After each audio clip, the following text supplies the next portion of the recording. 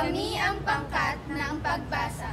Halina't alamin, tuklasin, at pag-aralan ang makrong kasanayan, ang pagbasa. Magandang araw, ako si Binibining Jay Salagana. Ako naman si Binibining Precious Janshel Barsana. Ako naman si Binibining Darlene Grace A. Latino. Ako naman si Binibining Janshel C. Agana. At kami ang pangkat ng pagbasa.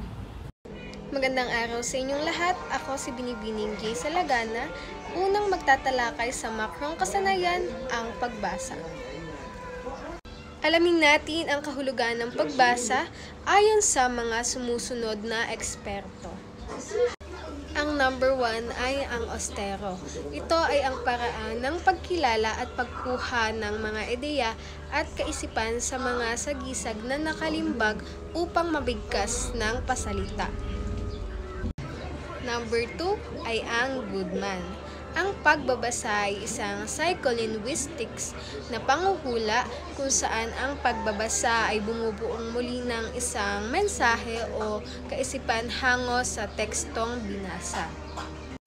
Isang prosesong cyclical buhat sa teksto.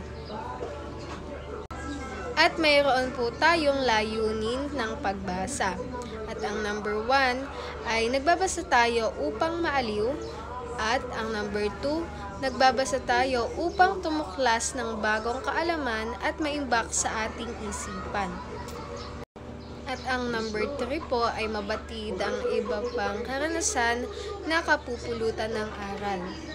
At ang number 4, nakapaglalakbay ang ating diwa at napapalawak natin ang ating imahinasyon. At dumako na po tayo sa ating huling layunin, na pag-aaralan natin ang iba pang kultura ng ibang lahi. Ayon kay William S. Gray, ama ng pagbasa, ito ay ang 4 na hakbang na sumusunod. Number 1 ay ang perception. Hakbang sa pagkilala sa mga nakalimbag na simbolo at maging sa mga pagtosa ng simbolong nababasa. Ang comprehension. Pagpoproseso ito ng mga impormasyon o kaisipang ipinahahayag ng simbolong nakalimbag sa binasa. Ang reaksyon ay hinahatulan o pinagpapasyahan ang kawastuhan, kahusayan at pagpapahalaga ng isang tekstong binasa. At ang panghuli, ang asimilasyon. Sinasama at inuugnay ang kaalamang nabasa sa mga dati pang kaalaman o karanasan. Magandang araw, ako si Binibining Recamiti Bustonera at ang ating tatalakayin ngayon ay ang mga karaniwang suliranin sa pagbasa. Una, ang malabong paningin.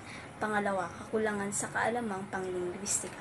Pangatlo, kakulangan sa kaalaman sa pagsusuri. Pang-apat, kakulangan sa kaalaman at informasyon. Pang-lima, kakulangan sa kabularyo.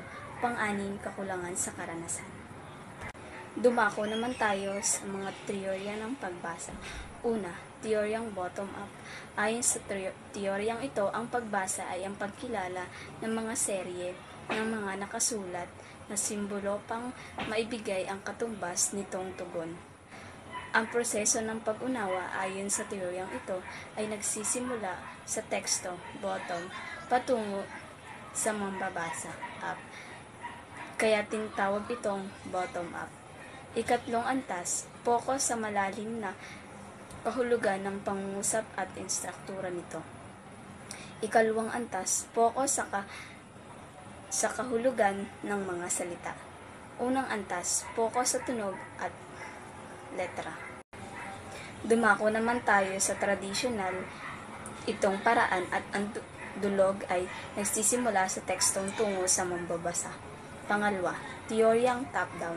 Ang pananaw na ito ay impluwensya ng psikolohiyang Gestalt na naniniwalang ang pagbasa ay isang prosesong holistic. Ayon sa proponent nito na nagbabasa ay isang napaka-aktibo na participant sa proseso ng pagbasa na siya ay may taglay na dating kaalaman, prior knowledge, na naimbak sa kanyang isipan. at may sariling kakayanan sa wika ang kanyang ginagamit habang siya'y nakikipagtalastasan sa author sa pamamagitan ng teksto. Tinatawag din itong inside-out or conceptual-driven dahil ang kahulugan o impormasyon ay nagsisimula sa mambabasa patungo sa teksto. Magandang araw, ako nga pala si Binibining Jen Chelsea Agana, ang inyong makakasama sa tatalakayin nating aralin ngayong araw. Magbasa, makinig at matuto. Tara at isa-isayin natin ang mga detalyeng nakapaloob dito. Ang unang antas, ikalawang antas at ikatlong antas. Focus sa paggamit ng nakaimbak na kaalaman habang bumabasa dahil nagsisimula sa bumabasa tungo sa teksto ang dulog. Pangatlo, ang teoryang iskema. Bawat bagong impormasyong nakukuha sa pagbabasa ay naidaragdag sa dati ng iskema. Sa makatuwid, bago pa man basahin ng isang mambabasa ang isang teksto, siya ay may taglay ng ideya sa nilalaman ng teksto. Mula sa kanyang iskema sa paksa, hindi teksto ang iniikutan ng proseso sa pagbasa, kundi ang tekstong nabubuo sa isipan ng mambabasa. Narito ang mga uri ng pagbasa. Ang una ay ang skimming, pagtingin sa pamagat, pantulong na pangungusap, simula at wakas na talata. Ang ikalawa ay ang scanning, pagtingin sa mga detalye o particular o tiyak na impormasyon. Ang ikatlo ay ang pagbasa para mag-aral, pag-uulit-ulit para matutuhan. Ang ikaapat ay ang magaan na pagbasa, paglilibang sa pagbasa. Ang ikalima ay ang salita sa salita. Ito ay pagbabasa sa mga tekstong teknikal tulad sa psikolohiya, siyensiya at iba pa. Ang ikaanim, ang matiim na pagbasa. Nangangailangan ito ng maingat na pagbasa na may layuning maunawa ang ganap ang binabasa para matugunan ang pangangailangan tulad ng report, research at iba pa. Ang ikapito ay ang muling pagbasa. Paulit na binabasa kung ang binabasa ay mahirap unawain, bunga ng mahirap na talasalitaan o pagkakabuo ng pahayag. Isinasagawa ang muling pagbasa upang makabuo ng pag-unawa o masakyan ang kabuuang diwa ng materyal na binabasa. Ang ikawalo ay ang pagtatala. Ito'y pagbasang may kasamang pagtatala ng mga mahalagang kaisipan o ideya bilang pag-imbak ng impormasyon. Kasama rito ang paggamit ng marker para bigyan ng pansin o highlight ang bahaging mahalaga. Sa binabasa, lalo na, ito ay sariling pag-aari. Sana ay may naunawaan kayo sa ating tinalakay na aralin. Salamat sa inyong pakikinig. Magandang araw, kami ang pangkat ng pagbabasa. Halina't alamin, tuklasin at pag-aralan ang makrong kasanayan, ang pagbasa. Ako nga pala si Ginoong John Lloyd Madraga. Ang una nating tatalakayin ay ang patnubay sa mabisang pagbasa. Una, tiyakin ang layunin ng pagbabasa. Alamin ang uri ng impormasyon o kaalamang nais malaman sa gagawing pagbabasa.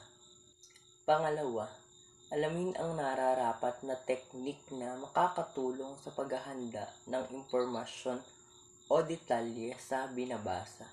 Maaaring gamitin ang mga teknik na natutuhan sa mabisang pagbasa gaya ng pahapiyaw at masusing pagbabasang tahimik o malakas ng pagbasa. Ikatlo, kilalanin ang may akda.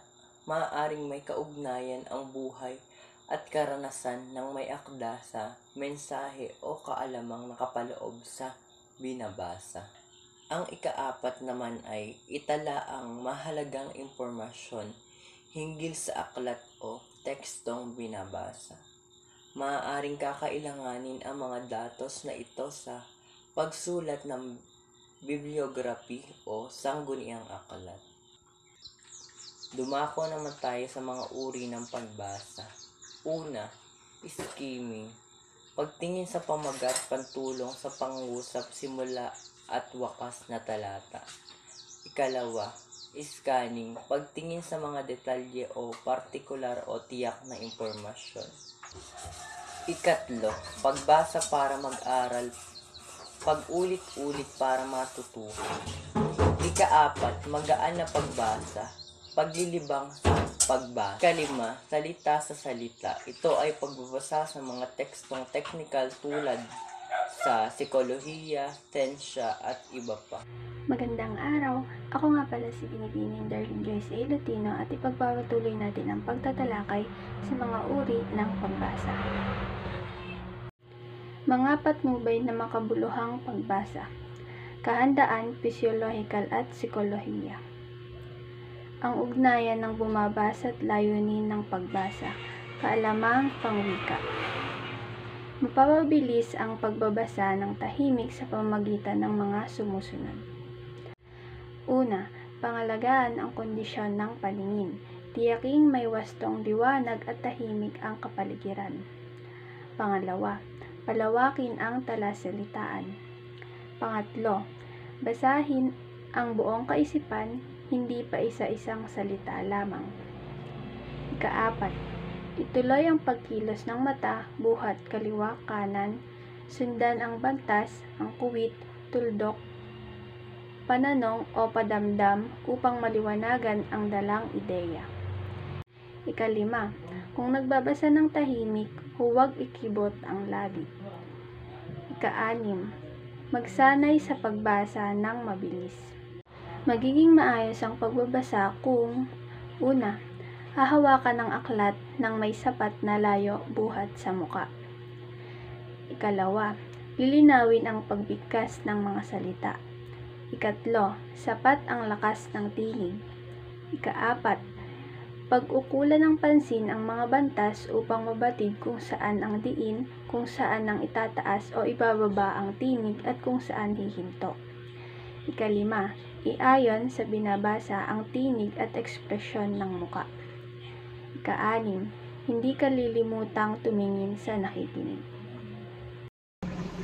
Magandang araw sa inyong lahat. Ako si Binibining Precious Janshel P. Bersana at ito ang ating tatalakayin ngayon. Pag-unawa at pagpapanatili sa isipan ng binasa. Una, siyasatin ang material na babasahin. Tingnan ang pamagat at nilalaman kung ayon sa layunin ng pagbabasa. Pangalawa, kailangang may malawak na talasalitaan. Pangatlo, may sapat na kabatiran sa tayutay at idioma.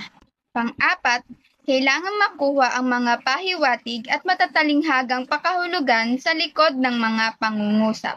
At pang-lima, itala ang mga bagay na mahalaga at nais matandaan. Ngayon ay dadako naman tayo sa mga tamang pagsusuri sa nilalaman. Una, dapat mabatid o makilala kung awtoridad sa paksa ang pinanggagalingan ng pahayag. Pangalawa, kung may sapat na batayan o tamang pag-aaral, pagsubok o pagsasaliksik na ginawa hinggil sa paksa. Pangatlo, mapagtimbang-timbang kung totoo o likhang isip lamang ang binasa. Pang-apat, suriin sa isip kung nakamtan ang layunin sa pagbabasa.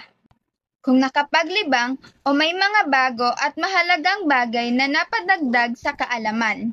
At pang-lima, magkaroon ng wastong psikolohiya sa pagbabasa.